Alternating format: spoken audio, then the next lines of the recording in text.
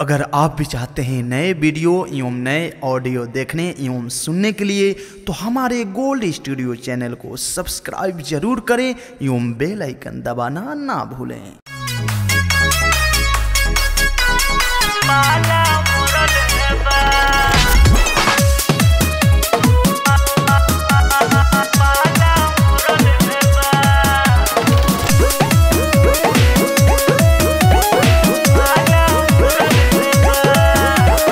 गईले कमाए पिया गरमी देखा के फगुआ में आइल बड़े मुँह लटका के।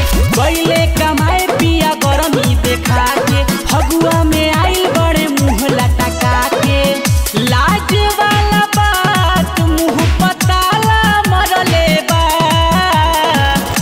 पियावा के करिया पीछ करिया में 5 दिन से पाला मरल बा। सखी हो पियावा के करिया पीछे करिया में 5 दिन से पाला मरले बा।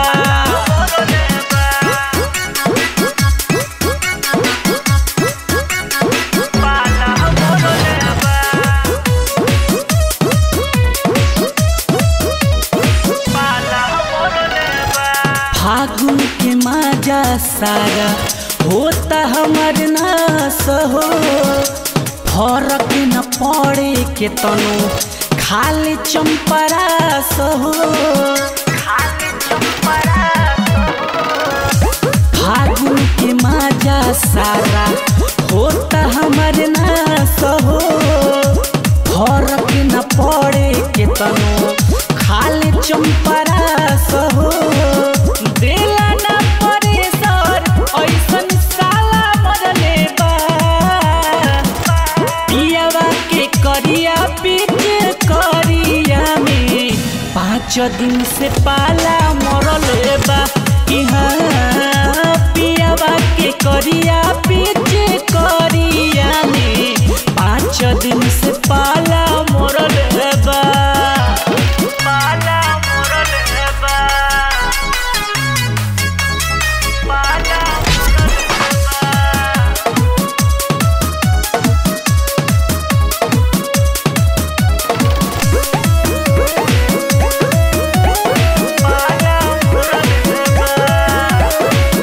गरम पति बांधी के तनु चूल्हा पसे केले मन ललचेला जब जब आयरन के देखिले। गरम पति बांधी के तनु चूल्हा पसे केले मन ललचेला जब जब आयरन के देखिले।